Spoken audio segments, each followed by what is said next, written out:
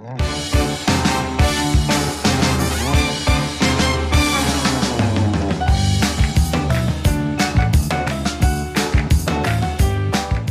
bisa belajar satu hal yang sangat penting. Bapak, Ibu, dan Saudara tidak bisa begini nih. Sorry ya Pak, saya ini sibuk pelayanan, jadi aku tidak mau urus istriku, aku tidak mau urus anak-anakku. Tidak ada alasan bagi saya dan saudara untuk mengabaikan istri, mengabaikan anak-anak dengan alasan apapun. Saudara katakan, Pak, saya tidak punya waktu. Yosua jauh lebih sibuk daripada kita. Kemana-mana dia harus jalan kaki. Dia tidak bisa telepon. Dia tidak bisa kirim WA. Semua harus bertatap muka dengan dia. Saya bisa bayangkan bagaimana ini orang memimpin jutaan orang. Dan memimpin orang Israel harus menduduki Kanaan dengan kesibukan yang luar biasa. Tapi dia punya prioritas yang tidak bisa ditawar, bahwa keluarganya harus terurus dengan baik. Dia tidak mau dia mencapai tanah Kanaan, lalu keluarganya, istri dan anak-anaknya itu terbengkelai, tidak terurus dengan baik. Jadi hal yang pertama yang saya ingin sampaikan adalah, keluarga harus menjadi prioritas Bapak, Ibu, dan adik-adik sekalian. Pak, saya belum bersuami, saya belum beristri. Nanti kalian akan tahu peran sebagai anak. Bahwa kalau kalian menjadi anak yang baik, meskipun orang tuamu itu belum kenal akan Tuhan, kalian akan punya potensi, punya kesempatan untuk melayani orang tuamu, dan orang tuamu akan kenal dengan Tuhan. Kalau kalian dipulihkan dan kalian melakukan tugas dan fungsinya dengan baik, niscaya satu keluarga itu akan bisa dipulihkan. Nah, sekali lagi, keluarga harus menjadi prioritas. Jadi para suami, para istri, saya berharap dan juga para anak, kita membuka diri kita, Roh Kudus akan menolong saya dan saudara. Karena untuk keluarga dipulihkan ini, itu tidak hanya bergantung kepada Tuhan. Tentu sumber pemulihan adalah dari Tuhan. Tapi pertobatan itu tugas saya dan saudara. Pemulihan itu idenya daripada Tuhan. Tapi supaya saudara dan saya bisa dipulihkan, saudara harus bertobat. Dan yang bertobat itu bukan Tuhan, yang bertobat adalah saya sebagai suami, sebagai ayah, Bu Indah sebagai istri, sebagai ibu, Yonai dan El sebagai anak-anak, kamilah yang harus bertobat supaya kami dipulihkan. Kamilah yang harus merendahkan diri. Kamilah yang harus memiliki hati yang lemah lembut, supaya ketika kami ditegur itu tidak mencari alasan, tetapi ketika kami ditegur itu kami berkata iya. Karena nanti kita akan berbicara mengenai tugas masing-masing anggota keluarga. Tapi yang pertama saya ingin sampaikan bahwa saudara perhatikan, Yosua dan keluarganya itu terjaga dengan baik. Meskipun di tengah kesibukan yang luar biasa, dia masih bisa katakan bahwa aku dan keluargaku, aku dan seisi rumahku. Kadang-kadang saya ketemu dengan suami-suami yang mengeluh, Pak, repot. Yang menjadi penghalang itu bukan orang lain. Istri saya lah yang menghalangi saya. Saya tidak pernah ribut dengan orang lain. Saya ributnya itu dengan istri, Pak.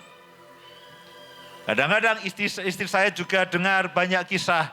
Yang menjadi musuh itu bukan penguasa-penguasa di udara. Bukan penghulu-penghulu udara. Yang menjadi musuh saya itu adalah suami saya. Dan seisi rumah saya, itulah musuh saya.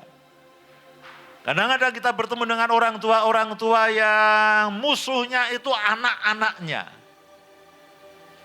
Satu kali istri saya ketemu dengan seorang ibu dan mengatakan, aduh aku pengen mukuli anak-anakku.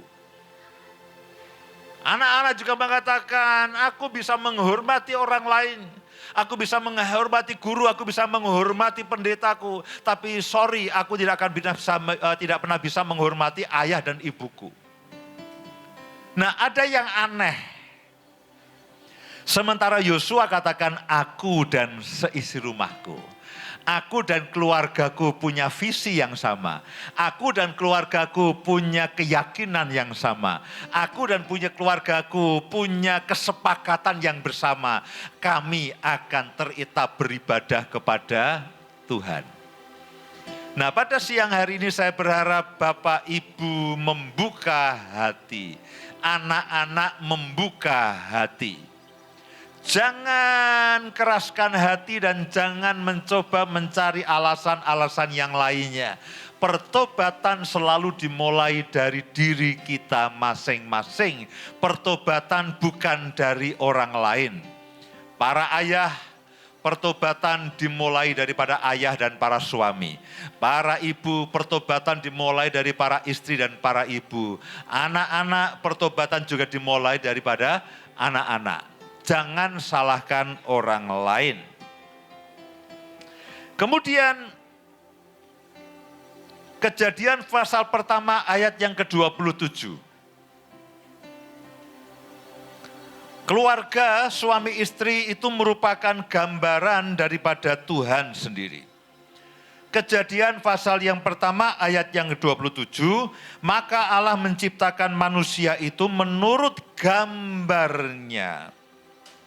Menurut gambar Allah, diciptakannya dia, laki-laki dan perempuan diciptakannya mereka.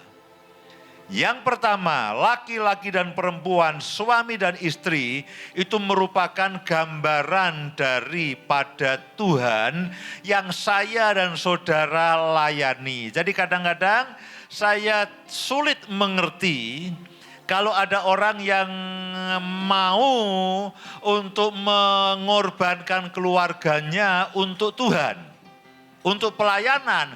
Padahal Tuhan katakan keluarga itu gambaranku. Suami istri itu gambaranku. Jadi aneh sekali kalau ada suami-suami yang meninggalkan istrinya, istri-istri yang meninggalkan suaminya, orang tua yang meninggalkan anaknya, anak-anak yang meninggalkan orang tuanya, mengabaikan demi pekerjaan Tuhan. Sementara Tuhan sendiri mengatakan mereka itu gambaranku. Saudara tidak pernah merusak foto kalian sendiri. Saudara tidak pernah merusak gambar kalian sendiri. Jadi janganlah kita orang percaya itu merusakkan gambar Allah dengan cara apa? Suami mengabaikan istri, istri mengabaikan suami, orang tua mengabaikan anak, anak melawan orang tua. Ketika saudara lakukan itu, saudara sedang merusak gambar Allah. Yang kepadanya kita melayani. Loh aneh. Kepada Allah kita melayani, sedangkan gambar Allah di muka bumi kita rusak. Kita rusak. Nah, yang pertama saya ingin menggugah dan memberikan satu gambaran bahwa ini suami istri, laki-laki dan perempuan dikatakan itu gambarnya Allah sendiri. Lalu bagaimana kita bisa menemukan alasan lalu kita merusak gambar Allah yang ada di muka bumi ini? Dengan kita mengabaikan keluarga kita masing-masing. Saudara bertanya, Pak, tapi mereka menghalangi saya. Saya tidak bisa, saya harus memilih salah satu. Menurut saya, saudara bisa lakukan dua-duanya. Yang satu harus dilakukan, yang satunya jangan diabaikan. Bagaimana Yosua itu bisa memimpin orang Israel menduduki tanah Kanaan, tetapi dia juga masih punya waktu untuk mendidik anak-anaknya dan melayani istrinya. Itu contoh yang bagus. Saya yakin, seyakin-yakinnya, saya dan saudara tidak sesibuk Yosua. Bebannya tidak sebesar Yosua. Beban saya dan beban kita semuanya jauh lebih ringan daripada beban dan tanggung jawab Yosua. Tetapi bagaimana dia masih bisa melayani istrinya, melayani anak-anaknya, dan dia masih sempat lalu beribadah bersama-sama dengan keluarganya, dengan seisi rumahnya.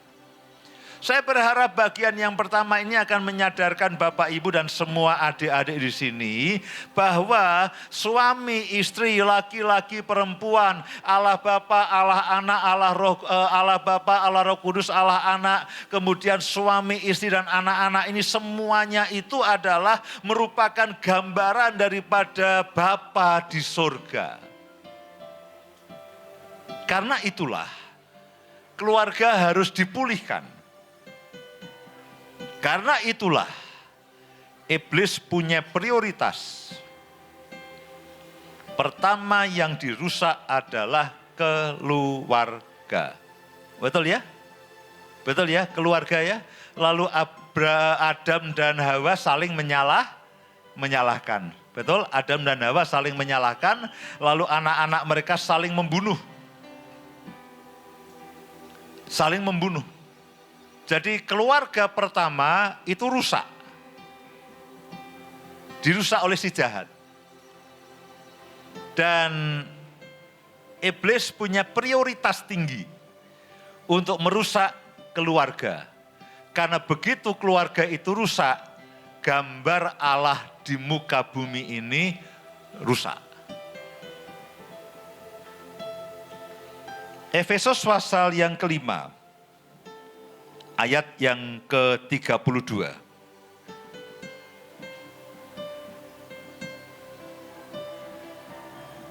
Efesus pasal yang kelima.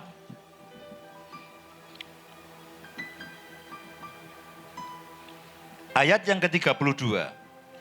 Nah, kalau Bapak, Ibu dan Saudara itu perhatikan, mulai dari ayat yang ke-23, itu bicara mengenai istri. Hai istri, tunduklah kepada suamimu seperti kepada Tuhan, dan seterusnya, dan seterusnya, dan seterusnya. Lalu,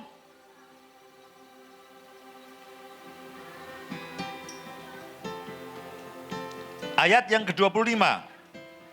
Hai suami, kasihilah istrimu, sebagaimana Kristus telah mengasihi jemaat dan telah menyerahkan dirinya baginya. Lalu saya langsung ayat yang ke-32. Perhatikan baik-baik. Rahasia ini besar. Rahasia apa? Rahasia hubungan suami istri. Karena kalau Bapak, Ibu dan Saudara baca ayat-ayat sebelumnya, itu bicara mengenai istri harus tunduk kepada suami. Suami harus mengasihi akan istrinya. Dan lalu di ayat yang belakang-belakangnya yang setelah ini, itu bicara mengenai anak harus taat kepada orang tuanya. Nah, kalau kita baca di dalam ayat yang ke-32, dikatakan begini. Rahasia ini besar, tetapi yang aku maksudkan adalah hubungan Kristus dan jemaat. Paulus itu mengajar mengenai istri harus tunduk kepada suami, seperti jemaat tunduk kepada Kristus. Suami harus mengasihi istri, seperti Kristus mengasihi jemaat. Istri harus tunduk kepada suami, suami harus mengasihi istri. Nah, dia katakan begini, rahasia ini besar. Yang aku maksudkan bukan hanya sekedar suami dan istri, tapi sebetulnya keluarga suami dan istri itu merupakan gambaran Kristus dan jemaat. Jadi Bapak, Ibu dan Saudara semuanya, saudara bisa membayangkan begini, hubungan saya dengan Bu Indah, itu apa ya, hubungan saya dan Bu Indah itu dikatakan tidak penting ya tidak penting, tapi dikatakan sangat penting, sangat penting. Karena hubungan saya dan dia, itu Alkitab mengatakan, itu menggambarkan hubungan Kristus dan jemaatnya. Menggambarkan hubungan Kristus dan jemaatnya. Jadi Kalau saudara bertanya, Pak, salah satu pemulihan yang Tuhan akan lakukan itu apa? Sejauh yang saya tahu, yang mendekati prioritas utama dalam pemulihan Tuhan, itu adalah pemulihan suami, istri, dan keluarga. Saudara perhatikan, perkawinan anak domba. Kenapa perkawinan? Yang kawin itu hanya suami dan istri. Kenapa dikatakan mempelai laki-laki dan mempelai perempuan? Mempelai laki-laki itu Yesus, mempelai perempuan itu jemaatnya. Selalu gambaran daripada kerajaan surga itu adalah keluarga. Tuhan menciptakan manusia laki-laki dan perempuan yang merupakan gambaran dirinya. Pada zaman akhir ada perkawinan anak domba. Kenapa bukan reuni anak-anak domba? Lalu anak-anak domba itu kemeruyuk begitu. Tapi dia katakan perkawinan anak domba. Kenapa harus mempelai laki-laki menjemput mempelai perempuan? Semua itu bicara mengenai keperkawinan, semua itu bicara mengenai suami istri. Nah, berikutnya.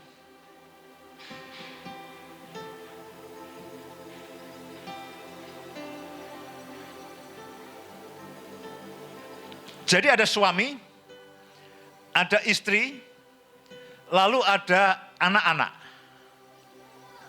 Saya akan coba ceritakan sepintas apa itu tugas suami, apa itu tugas istri, apa itu bagian anak-anak. Tapi mungkin saya tidak bisa bicara detail, karena kalau bicara detail mungkin saudara akan kehilangan waktu makan siang. Ya, tapi ini mungkin apa ya, saya akan berikan gambaran besar, lalu Bapak Ibu itu akan punya PR berikutnya. Ya. Coba kita lihat sama-sama di dalam 1 Petrus pasal yang ketiga.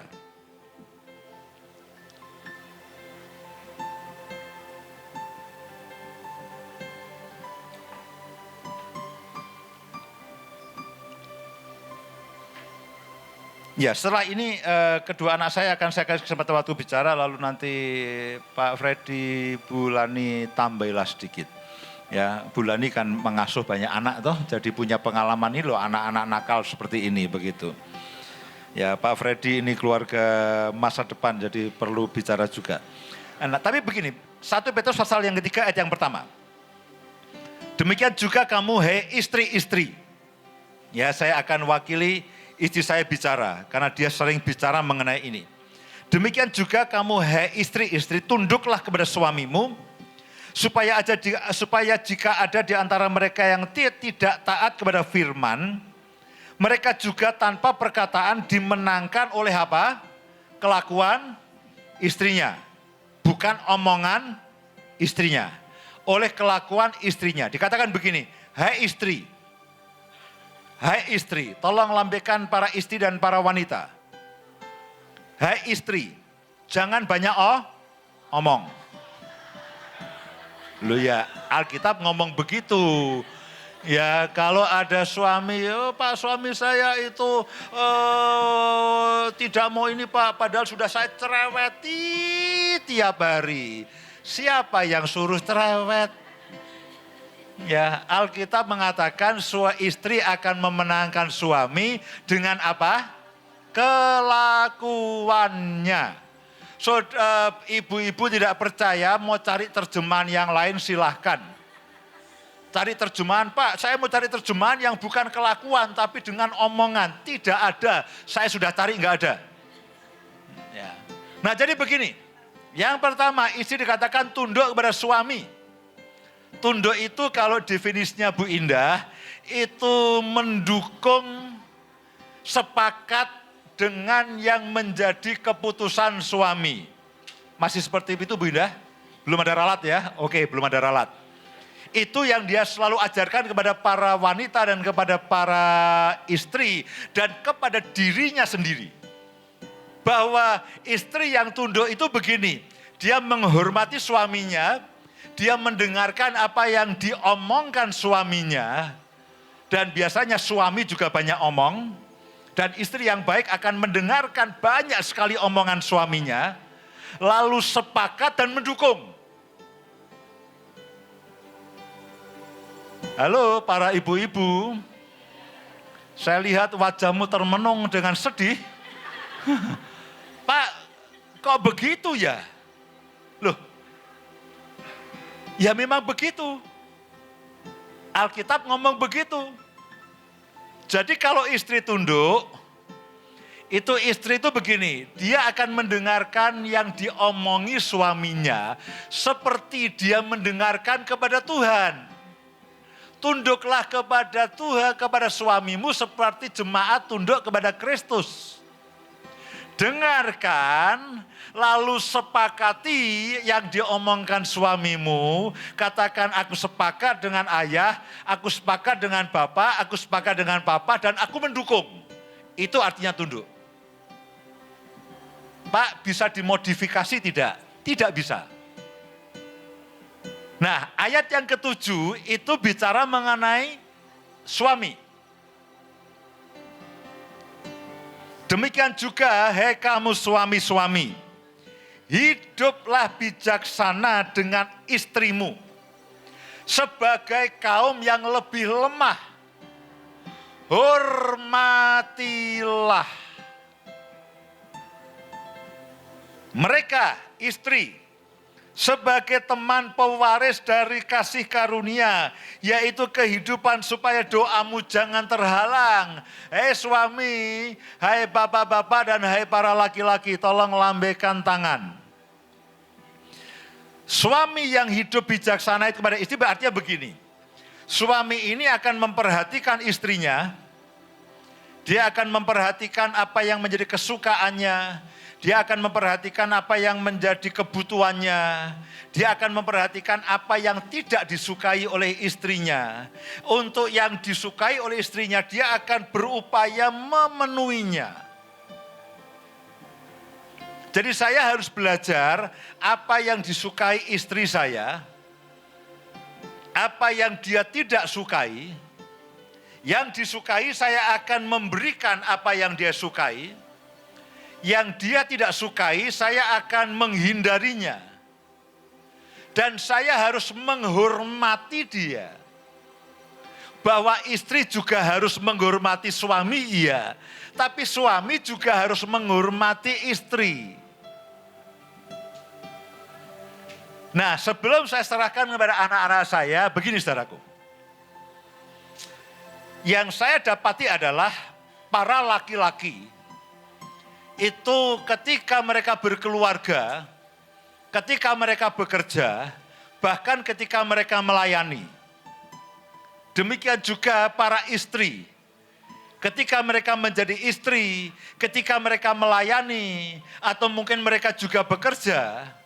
Nah, ketika mereka bekerja, mereka menguasai pekerjaannya. Ketika mereka punya kesukaan atau mereka punya hobi, mereka kuasai hobinya. Mereka investasikan waktu, mereka belajar supaya mereka menguasai akan hobinya. Demikian juga dengan suami-suami. Suami-suami yang bekerja, dia akan berlatih sedemikian rupa sehingga dia bisa mengerjakan pekerjaannya dengan ahli. Dia ahli komputer, dia ahli teknik, dia ahli konstruksi. Sang istri pintar masak, dia ahli memasak. Tapi yang saya dapati, dan ini menjadi menjadi semacam koreksi keras bagi setiap kita adalah begini. Saya hampir tidak pernah ketemu atau bisa dikatakan sangat jarang laki-laki yang ketika dia menikah lalu dia itu mengasah keterampilannya. Dia belajar sungguh-sungguh bagaimana menjadi suami yang baik. Ketika dia menjadi seorang ayah, saya jarang ketemu. Andai kata ketemu itu sangat sedikit. Lebih banyak yang saya temui adalah para laki-laki yang ketika dia menjadi ayah, dia tidak belajar bagaimana menjadi seorang ayah yang bisa mendidik, yang bisa menolong anak-anaknya. Dia ahli komputer. Dia belajar komputer bertahun-tahun. Bimbingan pranikah 4 kali, bolos 2 kali. Seminar keluarga dia tidak mau ikut. Pertemuan pria dia tidak mau ikut. Padahal itu semua adalah untuk menolong supaya saya terampil sebagai suami, ahli sebagai suami, dan ahli sebagai ayah. Nah, yang saya harus sampaikan adalah keprihatinan yang saya dapati setelah sekian lama saya melayani dan beberapa waktu yang terakhir saya berkecimpung dalam pelayanan keluarga. Itu banyak pria yang tidak belajar sebagai seorang suami yang baik, tetapi ingin tetap menjadi suami. Seorang ayah yang tidak mau belajar bagaimana mendidik anak-anaknya dengan baik. Tapi setiap tahun punya anak. Nggak mau belajar.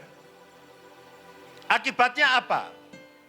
Istrinya pahit, istrinya sakit hati, anak-anak terbengkelai. Demikian juga para istri. Para wanita ketika menjadi istri tidak belajar bagaimana memupuk keterampilan, bagaimana mengasah keahlian menjadi istri yang baik, menjadi ibu bagi anak-anak yang baik.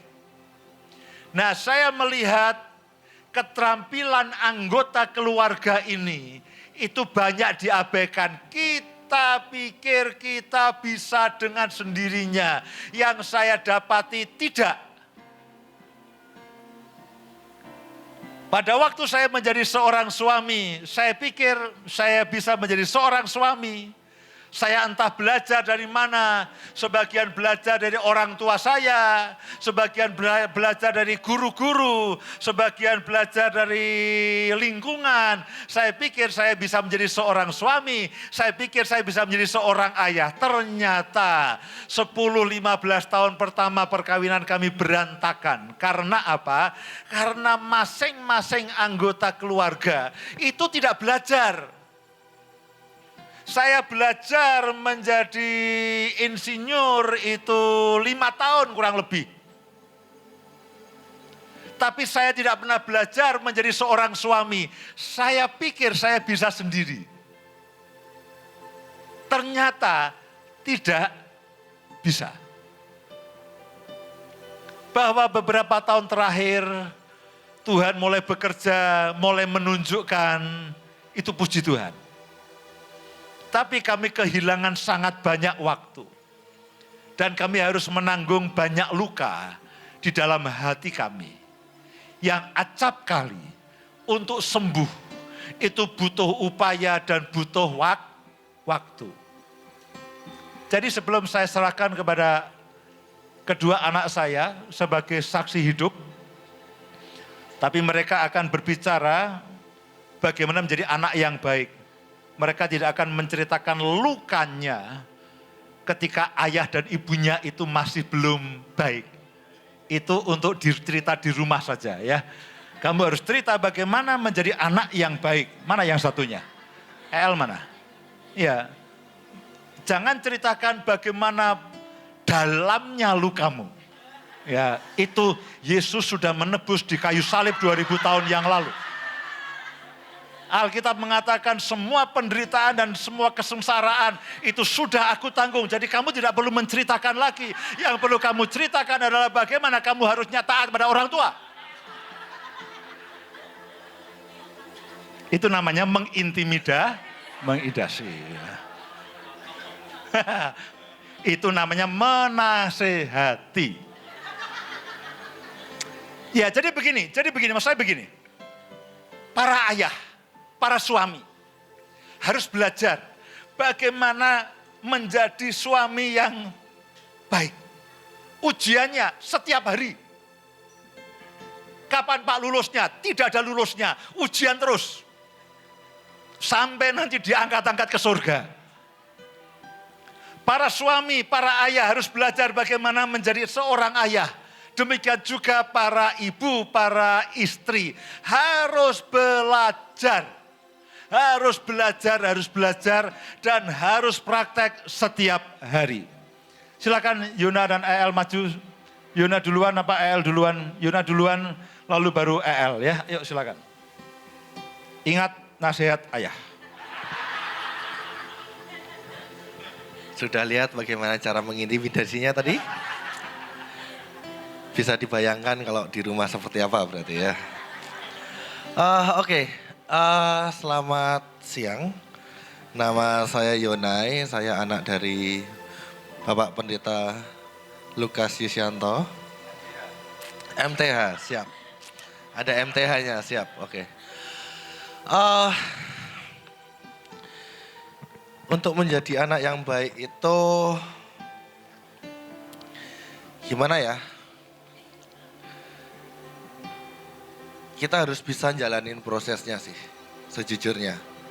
Karena proses itu tidak pernah bisa diselesaikan secara instan gitu. Apa yang saya alami bertahun-tahun dulu waktu saya kecil sampai saya kuliah, itu sebuah proses yang Tuhan taruh di hidup saya gitu. Proses yang menurut saya nggak pernah enak, proses yang menurut saya menyeramkan sebagai anak hamba Tuhan yang cukup terkenal waktu itu.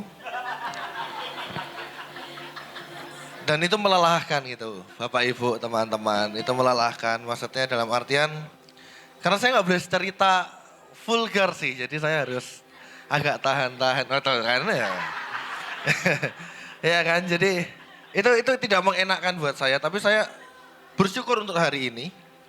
Sampai hari ini saya masih bersyukur untuk apa yang saya alami. Karena itu proses yang mendewasakan saya. Itu proses yang membuat saya bisa ngerti bagaimana saya menjadi seorang anak. Gitu. Saya kasih contoh gini. Ada satu contoh kesaksian yang menurut saya ini bagus, tidak terlalu vulgar juga. Ya. Jadi dulu waktu saya lulus kuliah, papa mama itu pengen saya kerja di kantoran. Pakai dasi, ya kan, terus berangkat pagi pulang sore. 8 kali 5, bener ya, 8 jam kali 5 hari. Gitu. Itu yang mereka damba-dambakan dari dulu. Tapi karena saya tuh orangnya nggak suka yang terlalu disiplin. Maksudnya dalam artian harus seperti itu tiap hari dan tiap hari. Saya waktu itu memilih untuk tidak kerja kantoran. Saya nggak mau kerja kantoran. Jadi saya selama 2 tahun, kayaknya hampir 2 tahun, saya nggak ngapa-ngapain. Saya cuma di rumah tidur-tidur aja, main game, ngabisin uang mereka. Ya kan, itu selama 2 tahun. Karena benar-benar saya nggak mau kerja kantoran, Bapak Ibu.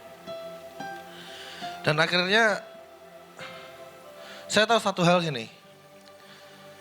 Kalau saya nggak jalan, nggak berani ngomong untuk buka sesuatu, buka usaha atau apa, ya saya bakal gini-gini terus hidupnya gitu. Cuman di rumah tidur,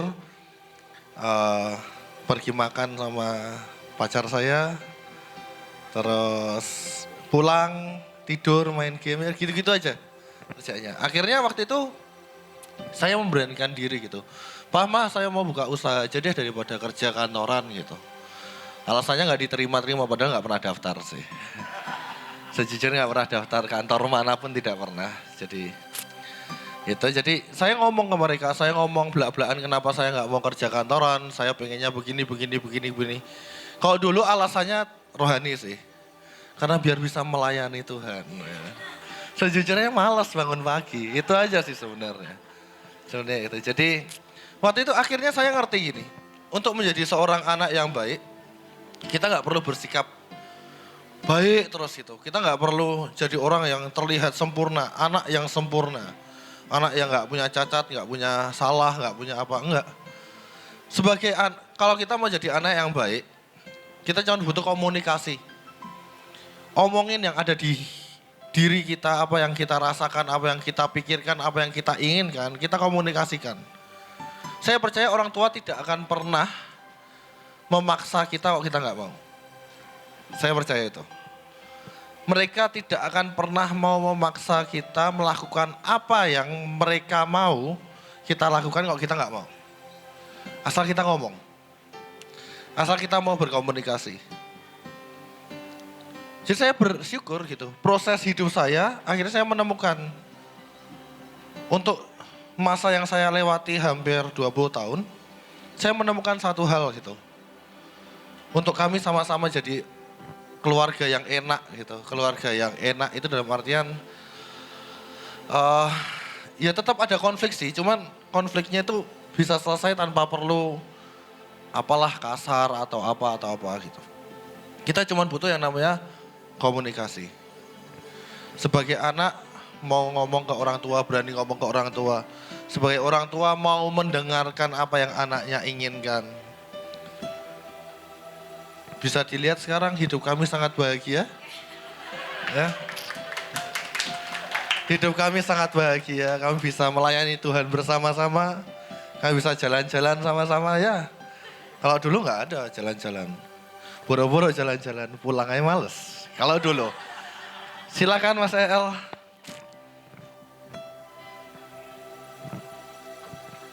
Shalom semuanya, selamat siang. Perkenalkan, nama saya Eliada Adi. Saya anak dari pasangan suami istri yang berbahagia. Karena punya anak kayak saya. Oke. Saya mengajak setiap kita untuk buka satu ayat di Efesus pasal yang ke-6, ayat yang pertama sampai ayat yang ketiga. Efesus pasal yang ke-6, ayat yang pertama sampai ayat yang ketiga. Saya bacakan. Hai anak-anak, taatilah orang tuamu di dalam Tuhan karena haruslah demikian. Hormatilah ayahmu dan ibumu, ini adalah suatu perintah yang penting seperti yang nyata dari janji ini. Supaya kamu berbahagia dan panjang umurmu di bumi. Nah, kalau kita lihat ayat ini memang sebuah perintah yang diberikan untuk anak-anak, betul ya? Di ayat yang memang merupakan perintah bagi anak-anak. Tetapi sebenarnya kayak gini, saya percaya bahwa anak-anak itu pada dasarnya nggak bisa taat. Saya percaya anak-anak itu pada naturnya nggak bisa taat. Kenapa? Karena untuk melatih anak untuk tidak taat itu nggak perlu dilatih. Anak itu nggak perlu dilatih untuk tidak taat, betul ya? Kenapa? Karena udah warisan dari Adam, dosa aja, berdosa sehingga anak-anak itu nggak perlu dilatih untuk tidak taat, udah pasti nggak taat. Itulah kenapa saya percaya orang tua, setiap bapak ibu, teman-teman semuanya harus punya peran untuk melatih anak-anak untuk menjadi taat. Harus mengajarkan para anak untuk menjadi taat. Nah, kalau kita lihat memang Efesus pasal yang ke-5 di bagian perikop terakhir, lalu Efesus pasal yang ke-6, lalu bagian perikop yang pertama itu bicara banyak mengenai keluarga. Yang menarik adalah dari sekian pasal mengenai keluarga, dari sekian ayat mengenai keluarga, ayat yang bicara mengenai perintah untuk anak-anak itu cuma 3. Cuma ayat ini doang. Yang berbicara mengenai anak itu cuma 3 ayat. Sisanya kebanyakan bicara mengenai orang tua, bicara mengenai suami dan istri. Artinya apa? Artinya saya percaya Paulus sadar bahwa peran membangun keluarga yang paling dominan itu adalah peran suami dan istri. Perhatikan bahwa perannya paling dominan, bukan peran paling mendominasi.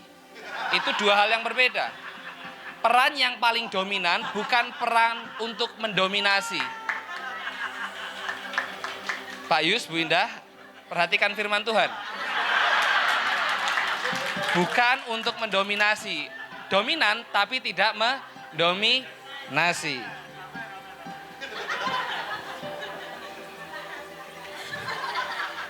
Tapi tadi orang tua sudah punya perannya, sekarang kita bicara mengenai peran seorang anak.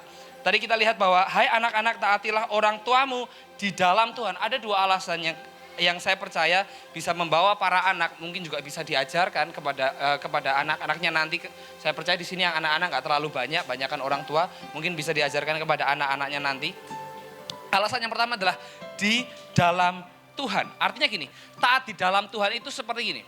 Kita memandang orang tua, kita taat kepada orang tua bukan karena orang tua. Karena orang tua kita juga orang tua berdosa. Kita berdosa, orang tua kita juga berdosa. Tetapi kita memandang ketaatan kepada orang tua sebagai sebuah pelayanan kepada Tuhan. Itulah yang artinya di dalam Tuhan. Nah, itulah kenapa tadi Pak Yus berkata bahwa jangan membeda-bedakan antara melayani Tuhan dengan melayani keluarga. Karena nggak ada. Melayani keluarga itu ya memuliakan Allah. Kita memuliakan Allah di dalam keluarga. Kadang-kadang kita berpikir bahwa, wah kita harus memisahkan nih, kita harus ambil break dari pelayanan. Saya percaya bahkan ketika saya nyupirin papa saya atau kita berlibur keluarga kemana, itu merupakan pelayanan. Kita memuliakan Allah di dalam keluarga. Kita membangun sebuah keluarga yang harmonis, itu adalah bagian dari pelayanan yang memuliakan Allah. Jadi jangan pernah dipikir kayak, ayolah berikan waktu buat Tuhan. Ya semua yang kita lakukan sebagai orang percaya dan orang yang sudah lahir baru, itu harusnya buat Tuhan. Jadi para anak, belajar untuk melihat orang tua, taat kepada orang tua bukan hanya karena orang tuanya, tetapi karena kita adalah anak-anak sama seperti Yesus Kristus yang adalah anak yang taat secara total kepada Bapa. Filipi pasal yang kedua ayat yang ke-9 atau yang ke-8. Taat sampai mati di atas kayu salib. Nah, saya percaya kalau tadi ya, kita tidak taat karena Adam yang pertama. Saya percaya kita harus taat karena Adam yang terakhir, yaitu Yesus Kristus. Karena Yesus Kristus sudah taat kepada Bapa di surga, sehingga dia memperdamaikan kita dengan Bapa di surga. Itulah kenapa kita bisa berdamai dengan orang tua kita. Kenapa? Karena ada seorang anak yang sudah terlebih dahulu mendamaikan hubungan kita dengan Bapa di surga juga. Apa alasannya? Oh, Bapak kita kurang baik, ibu kita kurang baik. Betul, tidak ada yang sempurna. Tetapi bukankah Yesus juga mati buat orang-orang yang tidak sempurna sama seperti kita? Jadi saya percaya tidak ada alasan bagi kita untuk tidak taat kepada orang tua. Kenapa? Karena itu juga bagian dari bagaimana kita melayani Tuhan. Amin. Lalu yang kedua, karena antriannya masih panjang khotbahnya, saya akan cepat. Yang kedua adalah, hai anak-anak, taatilah orang tuamu di dalam Tuhan, karena haruslah demikian. Udah, karena haruslah demikian. Kita harus taat, kenapa? Karena haruslah demikian. Ada alasan nggak? Nggak ada, memang kodratnya anak ya taat. Nasibnya anak tuh ya taat. Rancangan utama Tuhan untuk anak-anak ya taat. Karena haruslah demikian. Paulus nggak pakai babibu nggak jelas, enggak. Haruslah demikian, memang kodratnya taat. Nah, karena rancangan Tuhan memang seperti itu. Saya juga percaya kalau kita lihat di kebudayaan manapun tidak ada tuh kebudayaan yang mengajarkan anak untuk memberontak pada orang tua. Nggak ada. Dunia aja tahu, orang-orang yang non-Kristen pun juga tahu bahwa yang namanya anak harus taat sama orang tua. Memang udah kodratnya seperti itu. Nah kadang-kadang kalau kita lihat di kitab-kitab Injil itu kan ada ayat-ayat yang berkata kayak kalau kamu mengasihi orang tuamu lebih daripada Tuhan, kamu tidak layak untuk menjadi muridku. Apakah itu harus diambil secara literal dan harafiah? Lalu kita meninggalkan orang tua kita, tidak mengasihi orang tua kita untuk memuliakan Tuhan? Ya kan tidak. Ayat yang tadi memang berbeda dengan ayat yang tadi disampaikan Pak Yus, yang barusan saya kutip. Tetapi berbeda bukan berarti bertentangan. Berbeda artinya saling melengkapi. Saya percaya ayat yang tadi berarti memang kita harus lebih mengasihi Tuhan daripada orang tua. Tetapi bukan berarti kita harus meninggalkan orang tua dong. Betul? Karena di sisi yang lain kita harus taat kepada orang tua. Nah, begitu juga kalau kita lihat di ayat yang ke 2 dan 3, hormatilah ayahmu dan ibumu, ini adalah sebuah perintah yang penting, sama seperti yang nyata dari janji ini, supaya kamu berbahagia dan panjang umurmu di bumi. Tiba-tiba Paulus mengutip 10 perintah Allah. Kamu harus menghormati orang tua, supaya panjang umurmu di bumi. Nah kalau kita lihat, perhatikan 10 perintah Allah. 4 perintah yang pertama itu bicara mengenai bagaimana kita merespon dan mengasihi Allah. 4 perintah yang pertama. Lalu yang ke-6 yang kedua itu berbicara mengenai bagaimana kita mengasihi sesama. Betul ya? Mengasihi manusia. Tetapi yang menarik perintah kelima atau perintah yang pertama dari 6 yang terakhir itu bicara mengenai hormat pada orang tua. Artinya apa? Sebelum kita menghormati siapapun, orang tua adalah orang pertama yang harus kita hormati. Sebelum kita menghormati guru, sebelum kita menghormati teman, sebelum kita menghormati pendeta, sebelum kita menghormati siapapun itu, orang pertama yang harus kita taati dan orang pertama yang harus kita hormati adalah orang tua. Amin. Saya percaya Alkitab ditulis itu dengan sebuah runtutan. Saya percaya 10 perintah Allah itu sama Allah ditulis dengan spesifik, dengan sebuah maksud. Enggak asal nulis saja. Kenapa perintah yang pertama jangan ada Allah lain? Ya karena memang harus Allah lah yang jadi utama.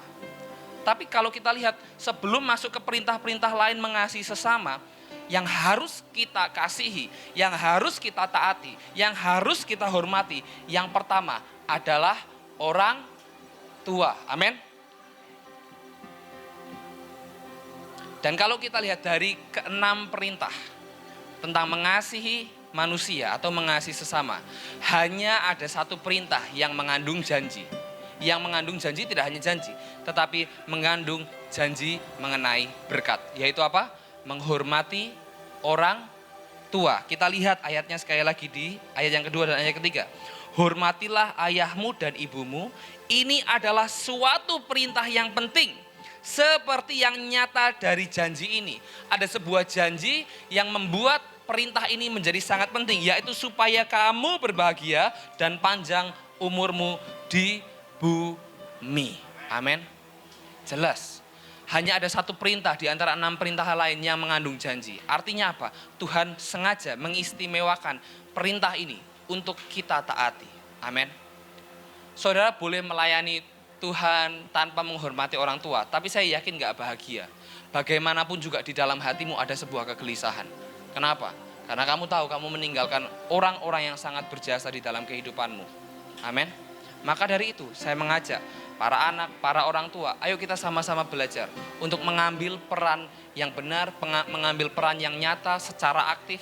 Kita membangun keluarga yang baik, keluarga yang sehat, keluarga yang menyenangkan, dan keluarga yang memuliakan Allah. Amin. Tuhan Yesus memberkati.